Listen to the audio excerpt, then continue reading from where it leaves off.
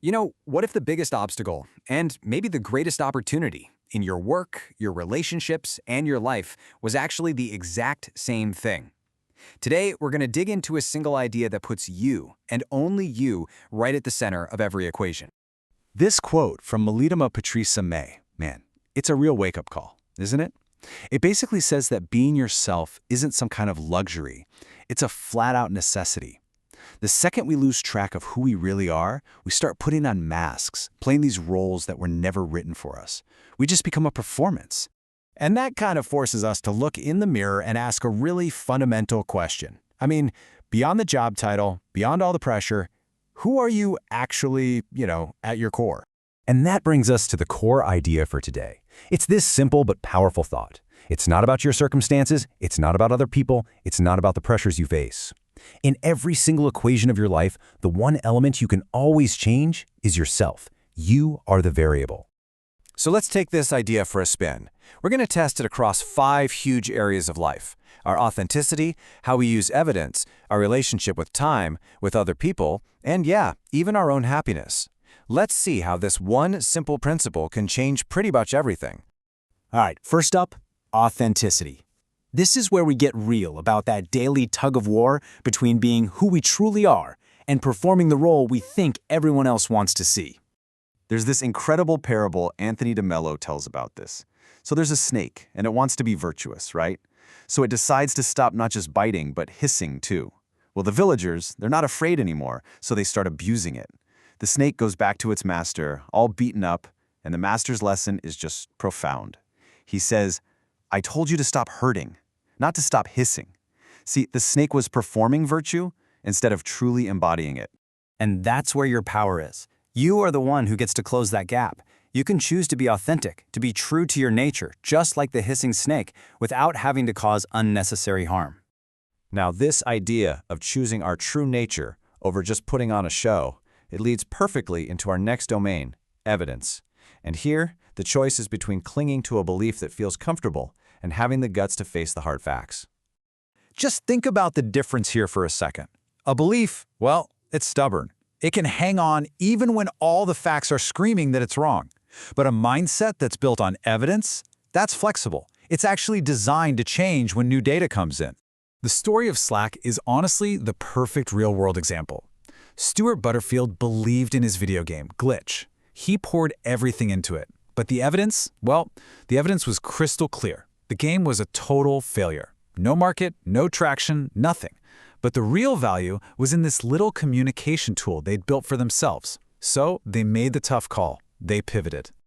And the result of that one single pivot? By following the evidence instead of their cherished belief, they created a company that went public with a market value of, get this, $19.5 billion. But hey, this isn't just about business, right? This applies to our own minds. The Stoic Emperor Marcus Aurelius, he looked at the evidence of his own anxiety and had this amazing realization. He realized it wasn't coming from the world outside. The source was inside him, in his own perceptions. And because it was his, he could control it. He could discard it. So the choice is yours, just like it was for Stuart Butterfield and Marcus Aurelius. Are you going to cling to a story that just isn't working anymore? Or do you have the courage to follow the evidence, both out there in the world and inside your own head? And when you start choosing to see things clearly in the present moment, that naturally leads us right into our third domain, time. This is where we face that daily choice between putting our lives on hold for some imaginary later and living with a sense of urgency and gratitude right now. I just love this quote from G.K. Chesterton. It's not just about saying grace before a meal, it's about treating every single moment like it's a gift that isn't guaranteed. It's this beautiful practice of just acknowledging how precious the present really is. And of course, who doesn't know this iconic line? It's such a powerful call to action. It's a reminder that our time here is limited, and the chance to make our lives mean something, well, that chance is right now. It's today. So really, the choice is ours. We can just let time slip through our fingers, or we can actively engage with it. We can say grace before we dip the pen in the ink, and we can seize this day. How we use our time is so deeply connected to how we treat the people we share it with. And this brings us to our relationships, where our real power lies in a simple but profound choice between understanding and judgment. Marcus Aurelius had this killer rule for life. Super simple. Be strict with yourself, because you're the only person you really have any control over. But with everyone else, be understanding. Give them the benefit of the doubt. And this presents us with this powerful choice every day. When someone frustrates you, you can become the prosecutor in the courtroom of your mind, right? Looking for the worst in their motives. Or you can choose to be their public defender, to try and understand their side of the story. That choice is 100% yours. And this is where it all comes together, in our final domain, happiness. This is where we see that happiness isn't something that just happens to us. It's an active choice. You could even call it a duty. Carlos Castaneda frames this choice with such brutal clarity. He says, basically, you can either make yourself miserable or you can make yourself strong. Those are the two options on the table, every single day.